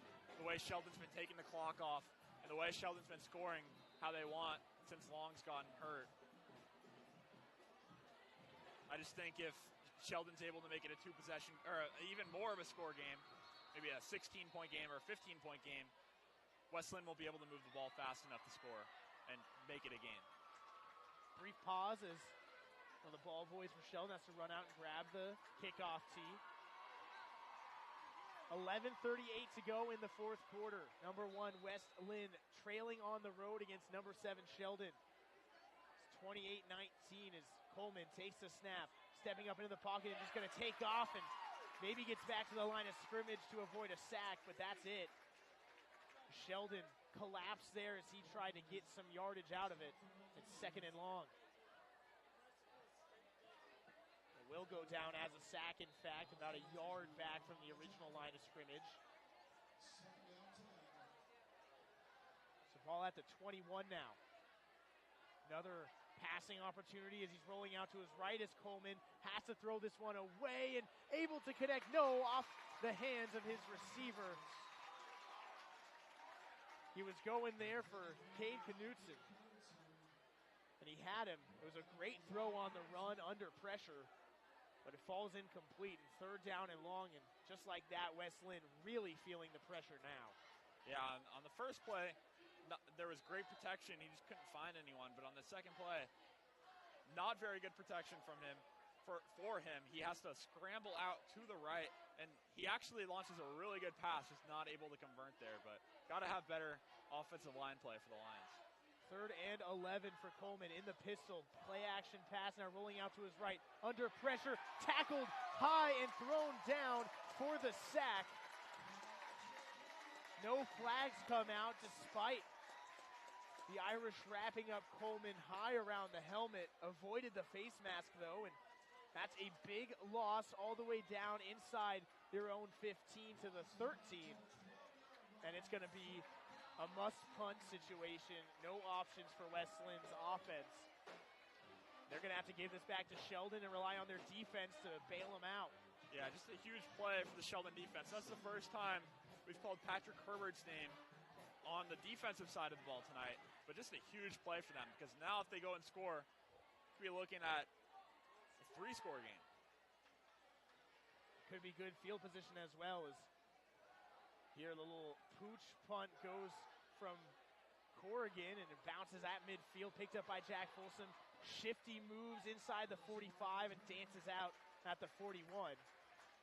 So really good starting field position for the Irish right here. And if you're West Lynn's defense, you have to find a way to get a stop. A touchdown here would make it a 16-point advantage if Sheldon just goes for the PAT, but they could always go for 2 as well, try to make it a 17-point game, a 3-score lead. And just like that, the chances of West Linn recovering from Ethan Long going down with injury may be all but over. If I'm Sheldon and I score a touchdown right here, I go for 2. I mean, what's the worst thing? Having a 15-point lead, you have a chance to pretty much end the game having a 3-point possession score, but that's just for later. They hope to have that option as Johnson Jr. has space on the right side on the keeper. 25, 20, 15, 10, and that's where he's pushed out of bounds. They'll say he stepped out a little bit before that at the 13. But a great play by Johnson Jr. to jumpstart this offensive possession. Down in the red zone, operating again are the Irish. And they have time on their side. 9:50 to go in the 9-point lead over number 1 West Linn.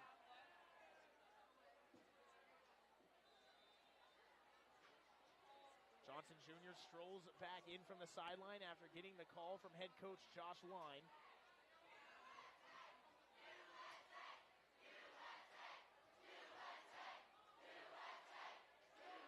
First down and 10 from the West Linn 13.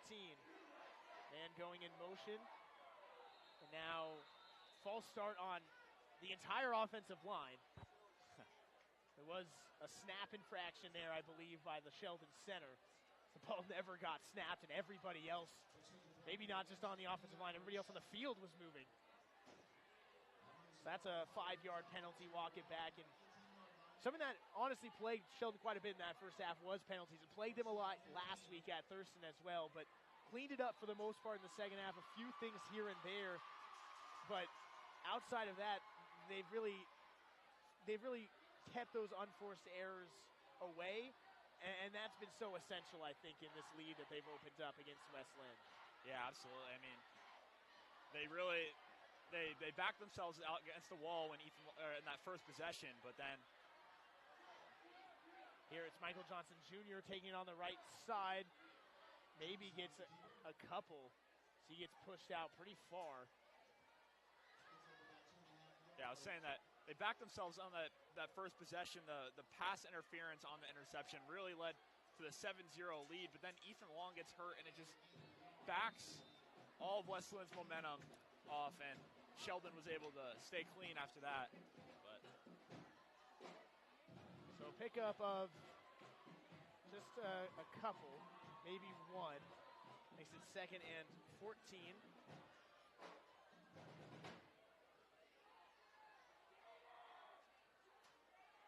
Second down here, Johnson Jr. back to throw, going to loft this one into the end zone and can't find Herbert, but plenty of flags out on the field as an obvious hold as Herbert tried to work his way to the corner of the end zone.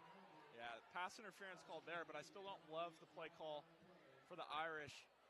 They're 2 times in a row they run it out of bounds with Michael Johnson. They have a chance to run some clock here, and then they throw a deep ball to the end zone. If I'm them, I just keep it inbounds with Michael Johnson on 2nd down right there, but still they're going to have some pretty good field position and another chance to score right here thanks to the PI. So officials do confirm what we saw here. Pass interference going against West Linn, very obviously trying to keep Patrick Herbert from getting open. Sometimes that may be your only option against a guy like Herbert. He has been dominant in the passing game, especially in these situations. What a luxury it is for Michael Johnson Jr. and this Sheldon offense to have him in the red zone. Patrick Herbert's going to line up on the right side of the line. It's Burgess offset to the right to Michael Johnson Jr. He keeps it, though, himself, plowing into the 5-yard line and down to the 4 after lowering his shoulder. Pops right back up for the nice pickup. Put him just shy of the first down marker. It's going to be 3rd and inches. As soon as Sheldon gets inside the 10, they pretty much stop passing the ball. As much as it's nice to throw the ball to Patrick Herbert, they opt on the safe side, and they use the read option with Johnson and Burgess to just, they use Johnson's leg, they use Burgess's legs to just pick up yardage, and one of the two will get the touchdown right here as they're on the 4-yard line. 9:31 to go. It's 3rd and inches for Sheldon. It's going to be a handoff right up the middle. Goes to Matthew Burgess, and that's another easy touchdown for the Irish. And just like that, they have opened up a huge lead over number 1 West Linn, 34-19 with under 9.5 to go.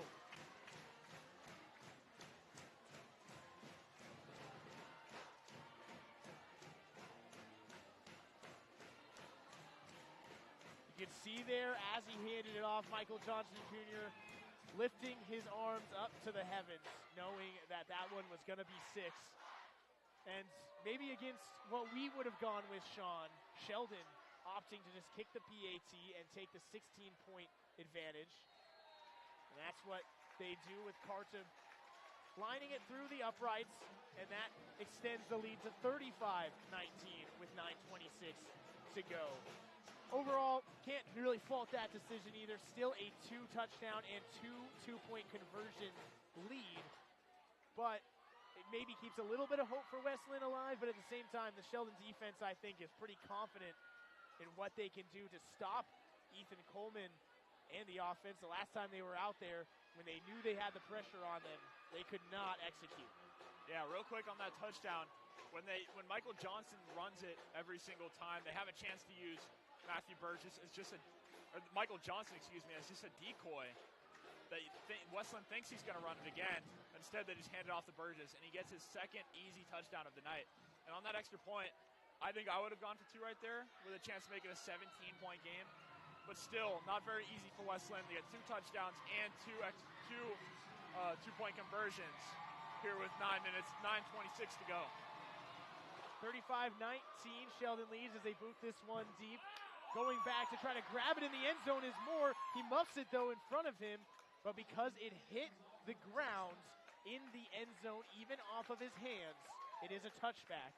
Sheldon came screaming in there, looking for the opportunity to jump on that ball or deliver a hit inside the 10. But Moore and West Linn really, really lucky that one hit the ground in the end zone. Yeah, I was about to say, West Linn dodged a bullet right there. Goes right off his face mask, and the ball's loose at like the 5-yard line. And Sheldon is coming for it.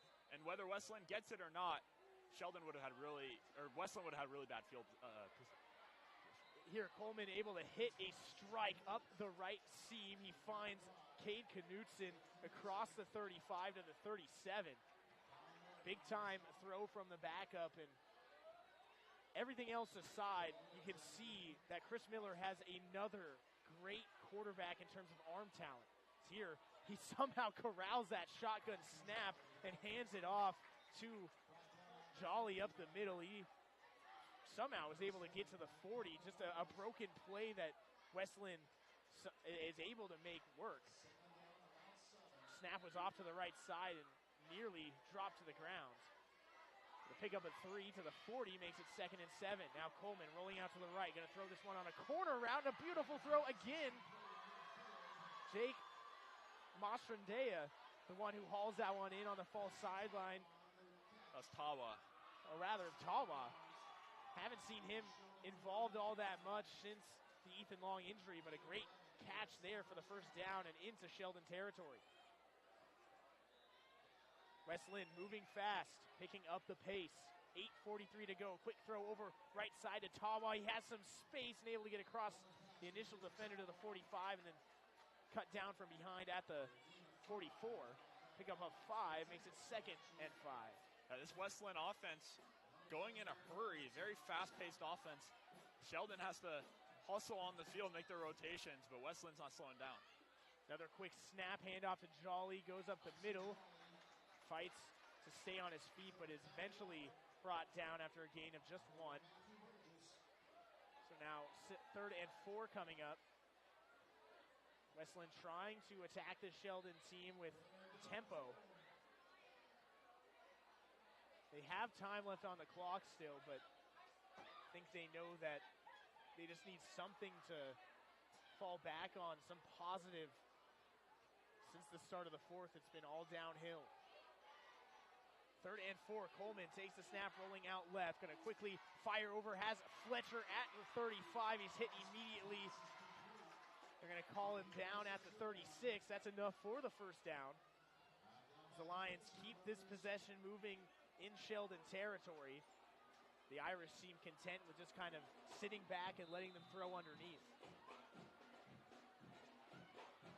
7:30 to go, 35-19, number 7 Sheldon close to the upset over number 1 West Linn. Snap taken by Coleman, flags come out, he fires into the middle and just right through the hands of the defender. Looked like that was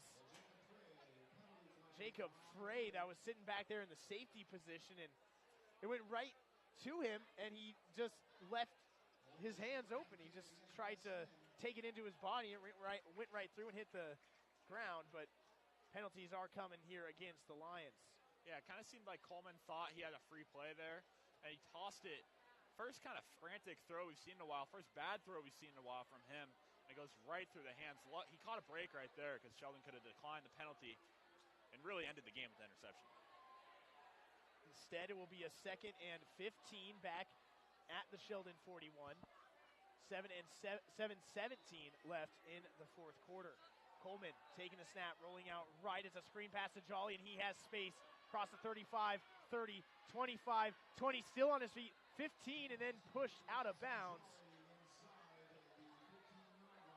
Finally, we see Jolly getting into the open field here in the second half, and pays dividends for the Lions as they're back down in the Irish red zone. Yeah, Jolly is dangerous in the open field. Really nice play call by Chris Miller right there. It's a nice screen pass. Get caught up in the 1st and long. Nice screen pass. Gives him about a 20-yard gain right there.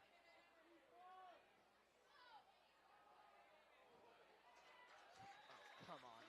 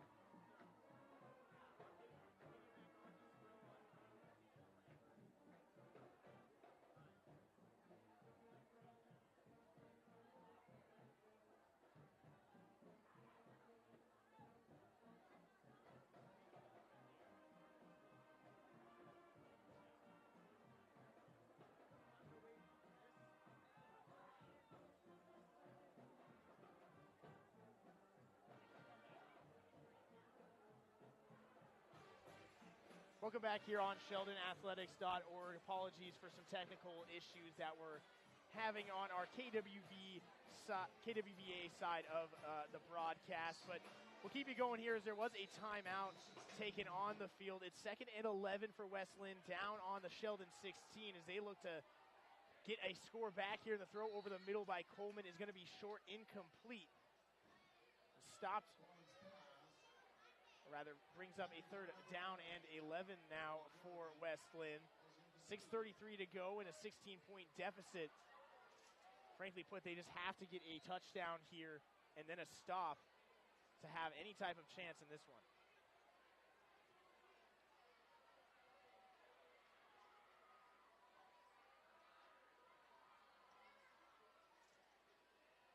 Coleman takes the snap. Handoff goes up the middle for a gain of a couple.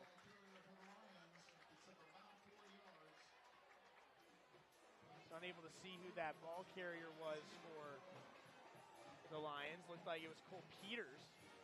Picks up a couple and makes this a little bit easier of a fourth down to convert. But this is still a tough situation for West Linn. They have to pick this up. 4th and 7 from the 12.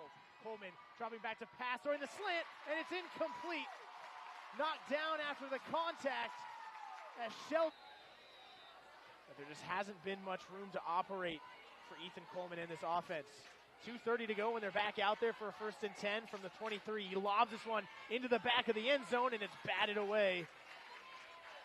Receiver is looking for a flag. Looks like it was looking for Casey Tawa, but just couldn't get that one quite to him. Sheldon, again, able to play that deep coverage, knowing that it's coming. 2nd and 10 now. Coleman, delayed handoff to Jolly up the middle. He cuts past one defender, then leaps over a tackle and falls forward to the 12. Yeah, the worst thing that can happen to Sheldon right now, they're in a good position to win this game, but the worst thing that can happen is a big play that doesn't take a lot of time off the clock. Right there, they run the running back draw, kind of catch Sheldon off guard, and now they have the ball in the 10. Coleman going to look to pass here, throwing over the middle, too high for Tawa on the right side post. That one's incomplete. 2nd and 10 once again. 2:09 to go. Sheldon leading 35-19. The Oregon Live Media's #1 team in 6A, West Linn. Just 2 weeks ago, the season opener, the Lions took down the preseason #1, Central Catholic in overtime.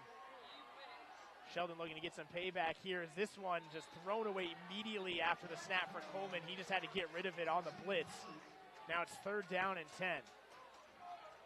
That's one thing, certainly, that Sheldon's defense has done a good job of tonight, pressuring the quarterback. Whenever they get into the backfield and harass Ethan Coleman, they've really done, it's really worked wonders. It's kind of sped up his decision-making, and it's forced some bad ones. And he's responded well sometimes, made some good throws, but it's kind of been his kryptonite. 3rd and 10 now. Coleman alone in the backfield, going to throw this one at 3 receivers and missed all of them over on the right side. Didn't really see which one he wanted to go to there, but there was a couple openings and just kind of overthrew all of them. 4th down and 10. Yeah, you have to give Sheldon's defense credit here. While West Linn was able to move the ball down the field really quickly on this possession, they've been kind of stuck in this area for quite a while. Now with 2 minutes left, an all-or-nothing play. If West Linn can't get this, you have to think Sheldon will just take a knee and end this game. There will be a timeout taken by Chris Miller and West Linn, and in a certain way, that's kind of a surrender in this game as a whole. They can certainly go for an onside kick if they were to score here, but Chris Miller kind of looking at it in the short term, wants to get the right play call in on 4th down and 10. And equally disappointing, I think, with this loss could be kind of the fashion that it happens, where West Linn could look back here if they don't convert this. They had 2 drives here in the 4th quarter that might end inside the red zone with no points. Yeah, kind of an interesting timeout here. They've had so many plays where the clock just keeps running. The clock is not their friend right now. Now that it's a dead ball and West Linn uses a timeout to talk about this play, but huge play, but don't get me wrong. But could have used this timeout for clock management. But yeah, I'm looking forward, assuming West Linn loses this game. You have to hope Ethan Long isn't injured seriously and he can be back in a week for league play. And I mean, this game hurts West Linn in the state polls, but won't do too much come Three Rivers League play for their ultimate goals, which I'm sure are a Three Rivers League title and a state title. And losing to another top 10 foe doesn't do too much, especially when that foe's on the other side of the state.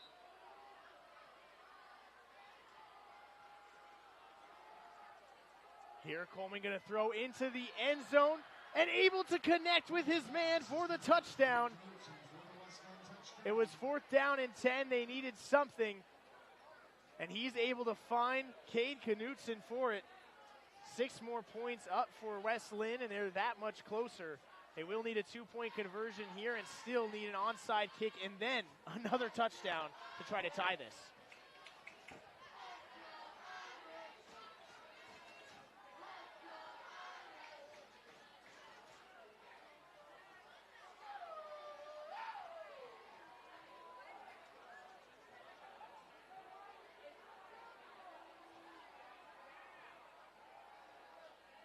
Here, the 2-point conversion, a quick throw out to the left, and finds Knutson again, does Coleman, for the 2-point conversion. So the Lions take care of business when they need to, and 1:55 remains. And they're going to find themselves down by 8. They'll need an onside kick, but they're doing what they have to stay in this. I mean, West Linn just did everything they possibly had to, and now it gets a lot scarier for Sheldon, kind of their backs against the wall. When you think this game's over, West Linn's facing a 4th and 10. They get it, they get the touchdown, and then they get the 2-point conversion. Now they're only down 8. I don't know if they'll go for the onside kick here. Depends on how many timeouts they have left and how they want to use them, but still, Sheldon does everything what they can't do right there. Now their backs are kind of against the wall. Still up 8, but had a chance to close the game.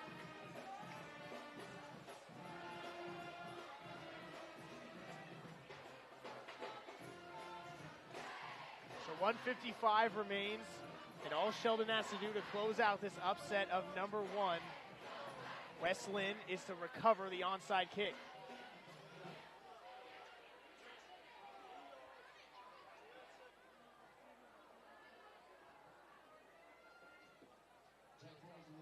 Thanks for staying with us here on SheldonAthletics.org. As West Linn set for this onside kick. Here is a deep onside kick, goes right into the hands of Sheldon's Folsom. And that's all that they need. They'll be able to run this clock out now with 1:53 to go and only 2 timeouts left for West Linn.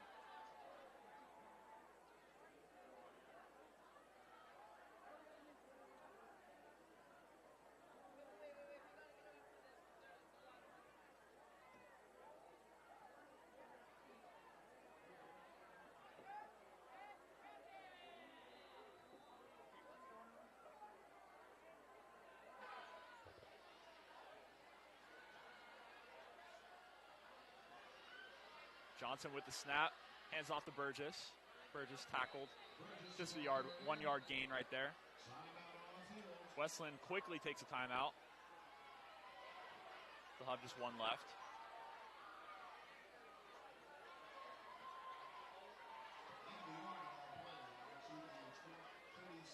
You have to think this game's all but over as long as Sheldon can just run 2 more plays safely and soundly. West Linn will take 1 more timeout, but Sheldon, after that, will be able to run out the clock here with just 1:47 left to play.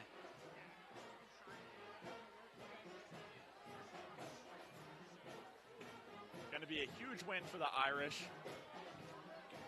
Number 7 team in the state will certainly move up after knocking out the number 1 team in the state here at home. Just a couple more plays away until they clinch it. Chris Miller will use 1 more timeout, and then that'll all but do it. Johnson and company break from the huddle. Shotgun formation. All right, back here set for another play from Sheldon. Thank you for keeping the air for us, Sean, and apologies to those listening and watching here with some of our technical difficulties. Michael Johnson Jr. braces to the outside and has a lot of space, 50, 45, 40, and then dragged down from behind. He stays on his feet. The whistle didn't get blown as they thought he stepped out of bounds. He cut it back inside all the way into the 20. He seemed to slow down when he got touched from behind and there was defenders all around him, and he just decided to try to keep going, and they let him go. Unbelievable. Yeah, that should all but do it. Clock is stopped for now. It appears that Chris Miller just took his final timeout, and yes, there it is right there, but now they have fresh set of downs, and it appears this game is all but over. Michael Johnson right there not only breaks off a 60-yard run, but there was so many times where he thought the play was over. I saw his horse collar get grabbed. Keeps going. I thought he could have scored right there. Yeah, if he almost was able to still do it. One man to beat, yeah. West Linn taking their foot off the gas a little bit. Understandably so, 35-27. Sheldon ahead, an 8-point lead. No timeout for there, just one timeout left for Chris Miller and the Lions. So they can't stop the clock once more, but it's not going to do all that much as Sheldon already in scoring territory. Maybe looking to add on just some insurance here. It is worth saying that margin of victory does have an impact on the OSAA rankings, which ultimately is how these teams get seeded in the playoffs. Here, a handoff goes to Burgess. He's got a big hole, and he breaks through it into the end zone. Touchdown, Sheldon, and they have officially put the dagger in the Lions. 41-27, and the Irish are going to upset the #1 ranked West Linn football team. Yeah, there's the dagger right there. Right after we see Michael Johnson break off a 50-yard run, Matthew Burgess just is able to punch it in. That's been the story of the night, as Burgess has 3 touchdowns in this one. Just able to capitalize off Michael Johnson. Johnson can be used as such a decoy out there with his legs that Burgess has the benefit of just being able to punch it in while they're worrying about Johnson. Here, Carton kicks through the PAT, make it 42-27. Brings the lead back up to 15, and a minute 01 remains. So this one completely over for West Linn. So get the ball back and maybe try to move the ball a little bit, but when it's all said and done, probably a very productive night for one guy on the Lions, and that's Ethan Coleman, a guy I think that has learned a lot about the quarterback position and himself, and I have to think this gives him some confidence. I mean, he's played fairly well, thrown some really nice balls, just in such a tough situation to be asked to come in and try to recover against a Sheldon team that, frankly, with how they've played, could have beaten this West Linn team with Ethan Long. We can't know for sure, but they've played well enough to do that. So it really was just a tough situation, and it's disappointing, I'm sure, for Coleman and West Linn, but maybe something that will benefit them in the long run. Carson kicks this one away. It's going to be Moore that steps up and fields it at the 5. He's going to move to the left side, try to get outside. Cuts it back in and is hit before he can. Big tackle down at the 23. West Linn will start there with maybe the final possession of this game. For the Lions, overall, the loss of Long just a little bit too much insurmountable. Sheldon, though, did what they had to and took care of business at the important moments. And I think the unit we see out there right now, the defense, should take a lot of the credit for this victory because backup quarterback or not, they have played a sound game. Yeah, Sheldon has played well, but you mentioned Coleman deserves a lot of credit for stepping in this tough situation. Handoff goes here to Peters, and he dances around for a couple of yards before being hit back. Just a gain of 1.5 when it's all said and done. Clock will continue to run. West Linn not really in any hurry to keep this game going. Coleman will get back to the line, though. 3 wide receivers strung out to his right. Going to hand it off, though, to Peters, who cuts left into the hole. He gets to the 30, and that's where he stopped. 20 seconds remain now as Coleman, I think, has kind of just given up here as West Linn, I think, will let this clock just roll down. And now over comes the Sheldon defense, clapping their hands and pumping up their crowd as the Sheldon students prepare to rush onto the field. An upset of #1 West Linn completed by #7 Sheldon here at home. 42-27. They knock off one of Oregon's Titans and really assert themselves as a state contender. Absolutely. I expect to see both these teams here at the end of the season. Kind of a tough break for West Linn tonight. I thought Ethan Coleman stepped in really well, did as good of a job as he possibly could have, being put in the situation of the backup quarterback having to come in and just a clash of the Titans, like you said, against the Sheldon Irish on the road. Thought Ethan Coleman made some really good plays. Kind of the future of West Linn football, the junior, comes in, makes some really good plays, but still, West Linn not able to overcome the loss of Ethan Long. I thought they would have won this game had Ethan Long stayed in. The way they were looking, it's impossible to tell, but they looked really strong with him at the beginning. Still, I expect to see both these teams, liked what I saw from both of them, I expect to see both these teams at the end with a high rank and possibly see each other in the playoffs very deep in. Yeah, you have to think, I mean, this could be a matchup that does come later in October, November, and it's one that I think everybody would love to see with both sides fully healthy. Can't really understate the fact that Sheldon had to go through some injury problems too. Madden Salisbury and Austin Lasby, two of their biggest and most dependable linemen on either side of the ball at times.